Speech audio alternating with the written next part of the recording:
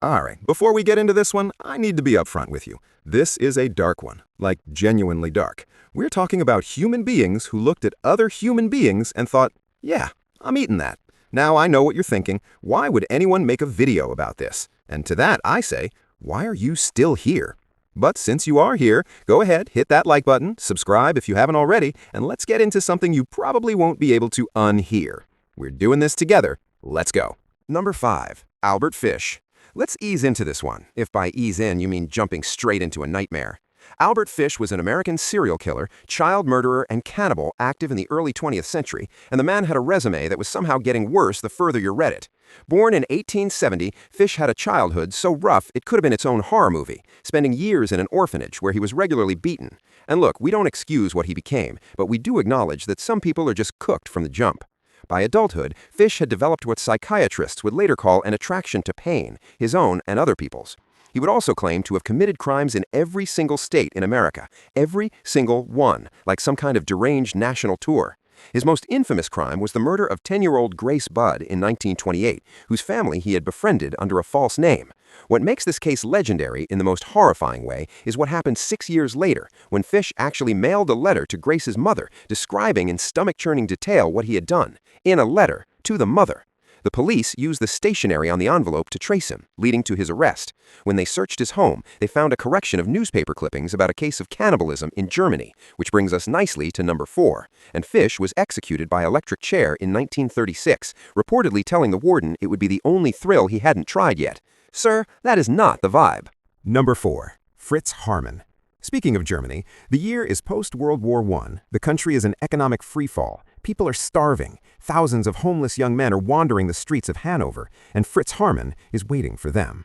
Haarmann, known as the Butcher of Hanover, is believed to have murdered between 24 and 27 young men between 1918 and 1924. And if you're wondering what the cannibal part has to do with the economic crisis, well, when food is scarce and a man is selling suspiciously cheap meat on the black market, you do the math. Investigators would later suspect that Haarmann sold the flesh of his victims as black market meat to a desperate and unknowing public. You know those moments in life where you find out information and you just sit with it? Yeah, this is one of those. Haarmann would lure his victims, mostly runaways, with the promise of food and shelter, which, when you think about it, is arguably the most evil use of hospitality in human history. When he was finally caught, it was because human skulls and bones began washing up along the banks of the River Line, which, and I can't stress this enough, is not how you want your crimes discovered. He was executed by guillotine in 1925, and the city of Hanover collectively needed a long nap after that. Number 3. Issei Sagawa.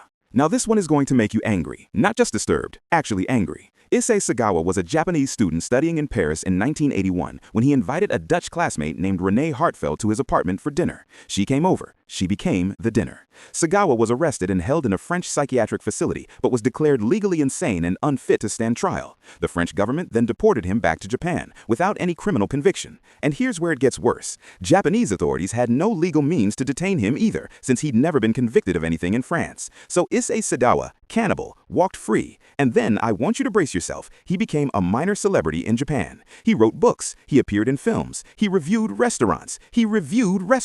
The man reviewed restaurants. Renee Hartfeld's family in the Netherlands called his continued freedom a disgrace to humanity, which is, yeah, that's the correct take. Sagawa spent the rest of his life free, growing increasingly frail, and passing away in 2022. Renee was 25 years old. She was studying literature, and the world failed her completely.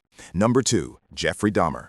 You knew he was coming. Jeffrey Dahmer is arguably the most well-known cannibal in American history, and honestly, one of the most studied criminals of the 20th century. Between 1978 and 1991, Dahmer murdered 17 men and boys in Wisconsin and Ohio. But murder was sort of the opening act for Dahmer. What he did after is what carved him permanently into the public consciousness. He preserved body parts, he took photographs, and yes, he consumed his victims. His stated reason? He wanted them to become a part of him permanently, which is somehow both deeply sad and deeply terrifying at the same time. Now here's the moment where this story should have ended differently. In 1991, a 14-year-old boy named Konorak Sinthasonfon managed to escape Dahmer's apartment in a dazed and injured state. Neighbors called the police, officers arrived, and after speaking with Dahmer, returned the boy to his apartment. Dahmer told them it was a domestic dispute between two adults. The officers left. Konorak did not survive the night. Dahmer was finally caught later that same year when Tracy Edwards escaped with handcuffs still attached to his wrist. He was sentenced to 15 consecutive life terms in 1992 and was killed in prison by a fellow inmate in 1994. The name Jeffrey Dahmer would go on to appear in every criminal psychology textbook ever written and in a Netflix series that sparked an entirely separate conversation about who exactly gets to profit from true crime. Number 1. Armin Meiwes. And here we are, number 1. And I want to be clear, the reason this one sits at the top of the list is not just because of the act itself, it's because of the circumstances surrounding it that make it the most philosophically disturbing case on this entire list.